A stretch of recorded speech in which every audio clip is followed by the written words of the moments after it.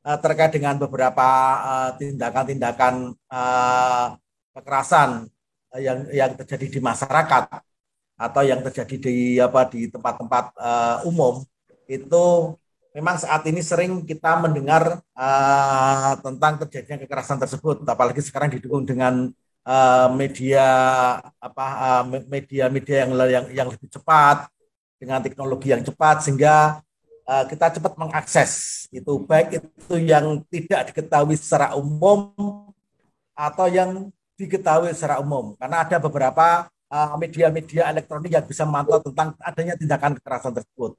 Cuman dalam ini saya akan bicara secara normatif terkait dengan tindakan tindakan kekerasan tersebut, bahwa kekerasan yang dilakukan oleh seseorang terhadap orang lain itu kan kalau itu sudah terjadi itu sudah memenuhi namanya unsur-unsur pidana.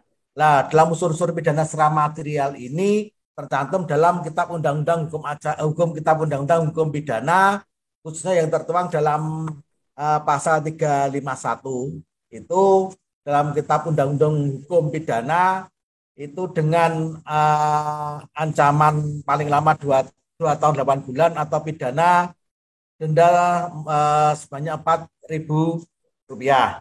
Bila tindakan tersebut menyebabkan luka, maka yang bersalah bisa dituntut dengan penjara paling lama itu 5 tahun.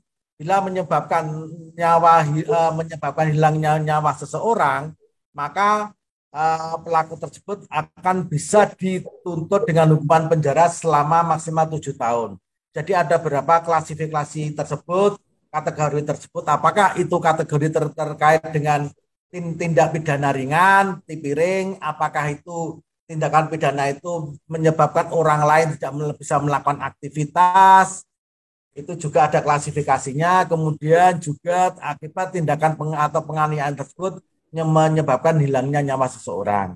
Itu jadi itu secara normatif klasifikasi itu yang tertuang dalam Kitab Undang-Undang Hukum Pidana. Secara material itu seperti itu, Mbak Sheila Latifah. Baik, berarti memang untuk ancaman hukumannya ini berbeda ya Pak ya, tergantung dari efek yang dirasakan korbannya. Misalnya memang luka ringan, apakah itu lukanya sampai hingga parah atau hingga meninggal dunia, begitu ya Pak Bahrudin ya. Untuk ancaman hukumannya ini tadi berarti untuk pidana ringan, untuk pidana ringan ini bisa kurang dari 5 tahun ya Pak Bahrudin ya berarti ya. Sebenarnya untuk tindakan main pukul ini apakah termasuk dari delik umum, Pak Bahrudin? Iya, artinya ketika seseorang itu dengan sengaja melakukan tindakan kekerasan terhadap orang lain dan itu menyebabkan orang lain tersebut mengalami luka, itu sudah memenuhi unsur-unsur tindak pidana. Seperti itu. Apakah itu lukanya itu menimbulkan memar atau menimbulkan luka yang berdarah, itu nanti kan ada pembuktian lain. Bisa juga adanya pemukulan cuma tidak menimbulkan memar, teman ada luka di dalam. Itu kan secara kasat mata tidak bisa dibuktikan, teman akan itu medis bisa membuktikan. Seperti itu. Jadi juga harus dipahami. Tapi intinya ketika seorang itu melakukan tindakan kekerasan terhadap orang lain atau melakukan upaya melukai orang lain baik disengaja atau tidak, itu menurut saya sudah memenuhi unsur-unsur adanya tindak pidana. Baik. Berarti di sini tidak hanya maksudnya ketika ada tindakan main pukul di jalan ini tidak hanya korban saja begitu yang melaporkan, misalnya orang lain yang melihat juga bisa melaporkannya ke polisi begitu ya Pak Bahrudin ya? Ya, betul. Artinya kan gini, korban itu ada beberapa, kita juga harus paham. Ketika korban itu belum bisa melakukan pelaporan, ada beberapa hal. Satu, memang dia tidak paham tentang itu, mekanisme untuk melaporkan. Atau kedua, dia mengalami ketakutan. Ketiga, memang dia tidak bisa secara fisik untuk melakukan itu, mungkin karena masih sakit dan sebagainya itu. walaupun orang lain itu melaporkan itu dengan diserai beberapa alat bukti, toh nanti yang bersangkutan korban tersebut juga akan dimintai keterangan oleh pihak kepolisian atau pihak penyidik. Jadi apakah itu perkara tersebut bisa berlanjut, itu namanya kan ada proses aduan dulu. Jadi polisi akan memenuhi, akan meminta keterangan dari beberapa pihak, mengumpulkan bukti-bukti dan sebagainya. Apakah aduan tersebut layak untuk ditingkatkan menjadi penyidikan? Seperti itu, Mbak. Baik, Pak Farudin. Untuk ini pelaporannya nih Pak, ketika memang korban ini menjadi korban pemukulan di jalan, apa yang harus dilakukan korban nih Pak? Bagaimana untuk mekanismenya untuk melaporkan ke pihak kepolisian begitu? Ya, kalau terjadi pemukulan jelas menurut saya itu sudah ada upaya penganiayaan terhadap seseorang.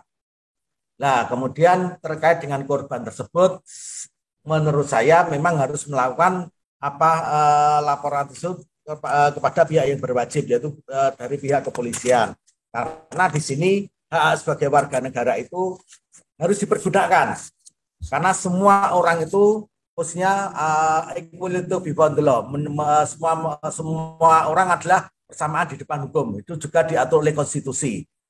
Jadi pelaporan pada pihak berwajib ketika dia mengalami kekerasan oleh orang lain itu laporan kepada pihak kepolisian. Terkait apakah dia bisa melakukan laporan sendiri atau dengan orang lain itu adalah teknis. Tapi intinya wajib. Karena hal-hal ini ketika dia melakukan pelaporan, menurut saya itu pertama dia telah melaksanakan haknya sebagai warga negara. Kemudian kedua, secara hukum juga akan menimbulkan efek jera bagi pelaku. Apakah itu tindakan pidana ringan atau pidana sedang atau berat, itu adalah nanti dari pihak kepolisian yang menentukan. Tapi setidaknya kalaupun itu dia mengalami perlakuan kekerasan atau penganiayaan dari orang lain, maka menimbulkan luka, maka dia berhak untuk melakukan pelaporan. Pertama-tama minimal adalah untuk menimbulkan efek jera bagi pelaku tersebut. Kemudian ketika itu sudah dilakukan pelaporan dan kepolisian melakukan tindakan, ada dua hal yang juga harus kita pahami, bahwa hukum itu telah bertindak. Hukum itu telah berjalan. Ketiga, aparat penegak hukum juga telah bekerja. Jadi ketika ini terjadi korban kekerasan, korban penganiayaan, itu dia melakukan pelaporan, ada beberapa variabel-variabel yang akan mendorong itu berlakunya hukum tersebut. Seperti itu. Baik. Untuk melaporkan ke kepolisian ini Pak, ketika korbannya ingin melaporkan ke polisi, itu apakah perlu membawa bukti-bukti yang harus dilampirkan begitu? Kalau memang perlu, apa saja Pak bukti untuk dibawa ke kepolisian?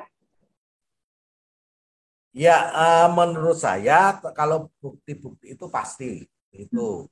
Tapi minimal dia itu melakukan pelaporan dulu. Minimal dia itu berani untuk melakukan pelaporan kepada pihak yang berwajib atau di kepolisian. Kemudian setelah itu baru disertakan bukti-bukti. Bukti-bukti kan bisa satu, yang pasti nanti kan kalau dia mengalami luka, dengan surat rekomendasi dari kepolisian setelah dia melakukan aduan, dia akan melakukan visum et repertum kepada dinas kesehatan. Karena yang biasa yang dipakai adalah dari rumah sakit, karena itu ada kompetensinya. Itu. Kemudian kedua, bukti-bukti yang lain. Mungkin kalau itu darah juga ada, kalau itu berdarah, darah itu bercecer di baju, itu bisa menjadi bukti. Atau juga ada CCTV yang merekam, atau ada juga kamera, kalau itu ada rekamannya. Seperti itu. Jadi menunjukkan juga jangan lupa juga adalah saksi. Karena audiovisual